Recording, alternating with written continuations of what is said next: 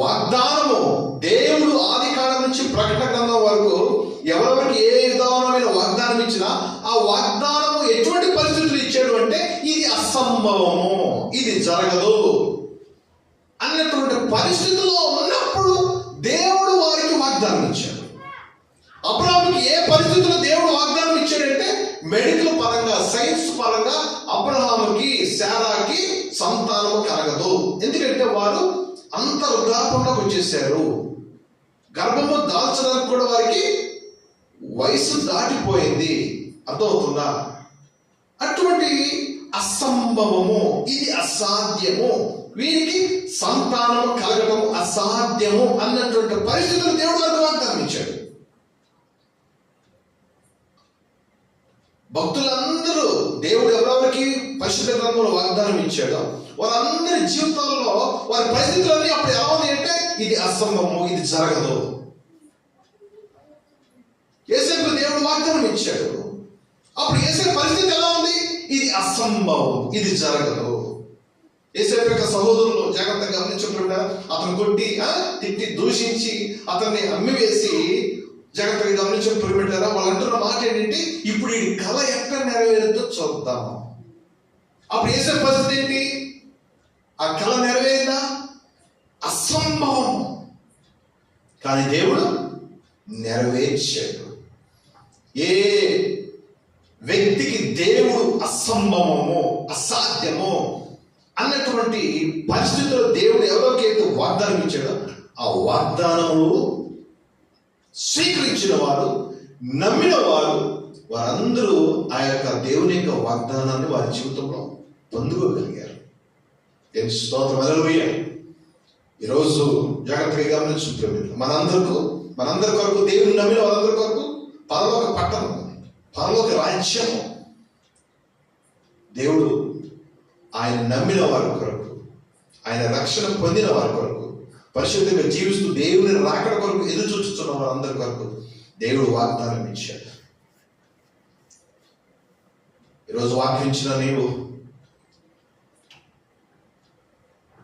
నీ పరిస్థితులన్నీ అసంభవము, నీ జీవితంలో ఇది జరగదు, నీకు వివాహం అవ్వదు, నీకు ఉద్యోగం రాదు, నీకు సంతానం రాదు, నీకు పంట పండదు, నీకు అప్పు తీరదు, ఇటువంటి ప్రతికూల పరిస్థితుల్లో ప్రజలు అంటూ ఉంటారు వీడికి బాగుపడడు, వీడి జీవితం అయిపోయింది, వీడి పతనం అయిపోయాడు, ఇంక వీడి తిరిగి లేకవడు, వీడికి ఈ రోగంతో అంతమైపోయింది, వీడు మరణానికి సమీపంగా ఉన్నాడు, వీడి బతుకు అయిపోయింది అని ప్రజలు అంటుంటా ఉంటారు.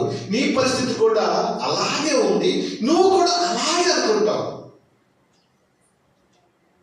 ఎందుకంటే వాస్తవానికి పరిస్థితులు అలాగే ఉన్నాయి. కానీ అటువంటి పరిస్థితుల్లో కూడా దేవుడు నీకు ఒక మాట ఇచ్చాడు అనుకో, నేను నిన్ను బ్రతికించుకుంటాను, నా సాక్షిగా నిలబెట్టి వాడుకుంటాను అని దేవుడు నీకు ఆ వాగ్దానం ఇచ్చినప్పుడు ఆ వాగ్దానాన్ని నమ్మి స్వస్థత, విడుదల, రక్షణ పొందుకుని సజీవ సాక్షిగా నేను నిలబడగలుగుతాను అనే నమ్మకము, విశ్వాసాన్ని నువ్వు చూపగలుగుతావా? మనం హెబ్రీ పత్రిక 11వ అధ్యాయంలో మనం చూడవచ్చు. దేవుని యొక్క వాగ్దానము వినగానే, దేవుని యొక్క మాట వినగానే శారా గర్భము ధరించడానికి కావలసిన శక్తిని పొందుతున్నట్టుగా మనం చూడవచ్చు. శారాకి నిజంగా వయసు మీరిపోయింది, గర్భం దాల్చడానికి కావలసిన శరీరంలో ఉన్న ఆ శక్తి ఆమెకి లేదు.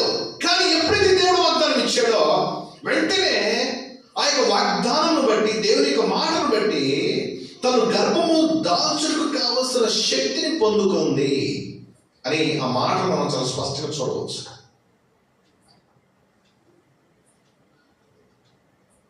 ఈరోజు వాక్యం ఇచ్చిన నీవు గమనించవలసిన విషయం ఏంటంటే, ఎందుకు నువ్వు నీ హృదయాన్ని కఠినపరుచుకున్నావు? యేసుక్రీస్తు ప్రభువారు మార్కు రాసిన సువార్త 6వ అధ్యాయం 52వ వచనం మనం చూడవచ్చు. ప్రియమిత్రులారా, అయినను వారి యొక్క హృదయం కఠినమాయను గనుక వారు రొట్టెలు గురించిన సంగతి గ్రహింపలేదు. యేసుక్రీస్తు ప్రభువారు వారి యొక్క శిష్యుల ముందు అనేకమైన కార్యాలు చేశాడు.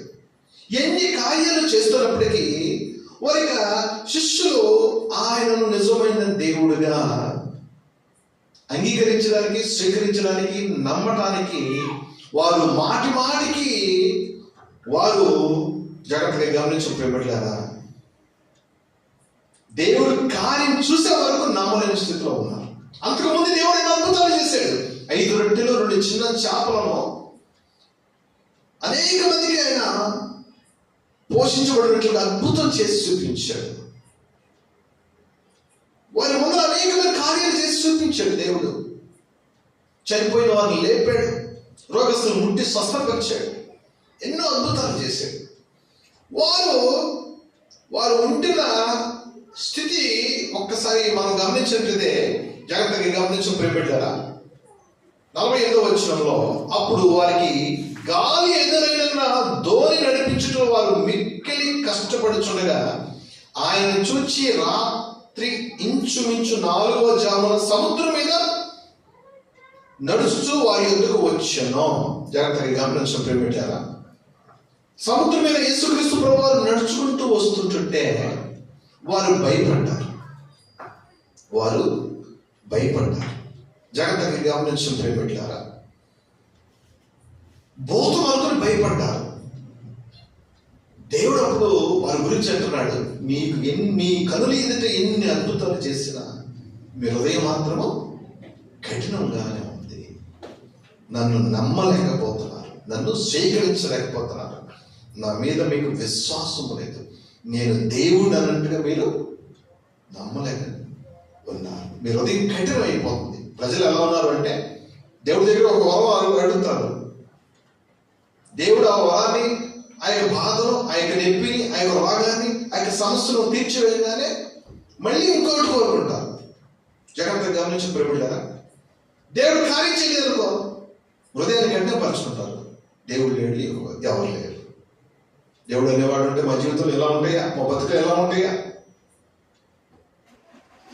ఎప్పటికప్పుడు మానవుడు ఎప్పుడు దేవుడిని శోధిస్తానే ఉంటాడు. దేవుడికి కోపం పుట్టిస్తానే ఉంటాడు.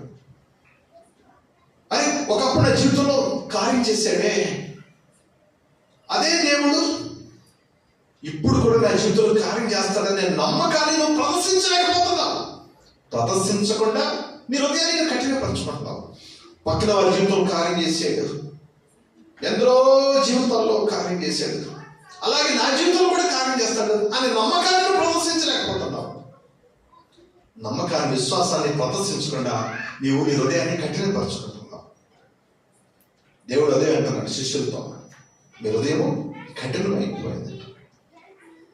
అప్పుడప్పుడు పెద్దలంటారు చూసారా, వారి మనస్సాక్షి కఠినమైపోయిందిరా, రాతి గుండె, ఎంతగా ప్రేమించిన మానవులు. జాగ్రత్తగా మనిషిని ప్రేమిట్టారు. ఎన్నిసార్లు తప్పించిన వారి బుద్ధి మానదు. ఈరోజు వాక్యం నీవు, దేవుడు నీతో సూటిగా మాట్లాడుతున్నాడు. దేవుని యొక్క వాగ్దానం నీ జీవితంలో నెరవేర్చబడాలంటే కఠినమైన హృదయాన్ని తీసివేసుకో. ఆ రాతి గుండెని తీసివేసుకో. దేవుని యొక్క ఆపుతో నువ్వు నింపబడితే, నూతన హృదయం నువ్వు కలిగి ఉంటే, క్రీస్తు యేసు రక్తంలో నువ్వు కడగబడితే మెత్తటి మాంసపు గుండె వల్ల నువ్వు మారిపోతావు. ఎంతటి వారినైనా క్షమించగలుగుతావు, ఎంతటి వారినైనా ప్రేమించగలుగుతావు. యేసయ్య రూపంలో నువ్వు మారిపోతే నీ హృదయము కఠినంగా ఉన్నదో. నేను ఎంతో మంది చూస్తా ఉంటాను. జాగ్రత్తగా గమనించు, ఎన్నిసార్లు ప్రేమించినా, ఎన్నిసార్లు క్షమించినా, ఎన్నిసార్లు ఆదరించినా, ఎన్నిసార్లు బలపరిచినా, ఎన్నిసార్లు మాటలతో ఓదార్చినా వారి బతుకులు మార్చుకోరు. కొంతమంది వారి ప్రవర్తన తీరు మార్చుకోరు, వారి జీవన విధానం మార్చుకోరు. ఎందుకంటే వారు అట్లా కఠినమైపోయారు. రాతి గుండె వారిది, కఠినస్తులు వారు, ఉదయమే కఠినం. జాగ్రత్తగా గమనించి ప్రేమిట్లారు. అందుకని అటువంటి వారి జీవితాల్లో దేవుడు వాగ్దానాలు నెరవేర్చబడవు.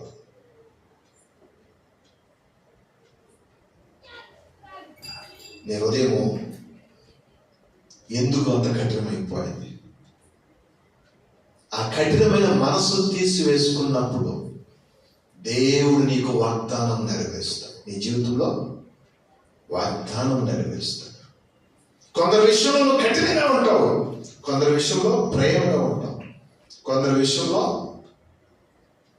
నీకు ఇష్టమైన వారి విషయంలో ప్రేమను చూపుతావు, నీకు ఎవరంటే ఇష్టం లేదు వారి విషయంలో నువ్వు కఠినంగా ఉంటావు. జాగ్రత్తగా గమనించండి బిడ్డలారా. ఈరోజు వాక్యం మీతోనే సూటిగా మాట్లాడుతుంది. నేను నా చుట్టూ ఉన్న పరిస్థితులన్నిటిని గమనిస్తాను ఉంటాను. నా కొరకు ఎంతగా కష్టపడుతున్నారు, నా కొరకు ఎంతగా ప్రయాసపడుతున్నారు, వారికి ఎందుకు నా గురించి ఆలోచించవలసిన అవసరం, నా గురించి ఎందుకు వారు కష్టపడాలి, ఎవరు చేయలేని త్యాగం నా గురించి వాళ్ళు ఎందుకు చేయాలి, ఇలా ఆలోచన చేయరు. ఇలా ఆలోచన చేయకుండా కఠినపరుచుకుంటారు. ఎంత ప్రేమించినా, ఎంత ఓదార్చినా, ఎంతగా సహాయం చేసినా. జాగ్రత్తగా గమనించుతారు. ఆ ప్రేమించిన వారినే, ఆ సహాయం చేసిన వారినే, ఆ ఆదరించిన వారినే, అంతగా నిలబడిన వారిని దూషిస్తూ ఉంటారు. కృతజ్ఞత చూపవలసిన వారిని ద్వేషిస్తూ ఉంటారు. కఠినస్థలు. అటువంటి వారి జీవితంలో దేవుడు ఏ వాగ్దానం కూడా నెరవేర్చలేదు. నువ్వు అవిశ్వాసంగా ఉంటే, ఈ లోకంతో నువ్వు స్నేహం చేస్తే, దేవుడు నీ జీవితంలో ఏ వాగ్దానం కూడా నెరవేర్చదు. ఏ వాగ్దానం కూడా నువ్వు పొందుకోలేవు. దేవుడు కొద్ది మాట దీవించును గాక. ఆమేన్.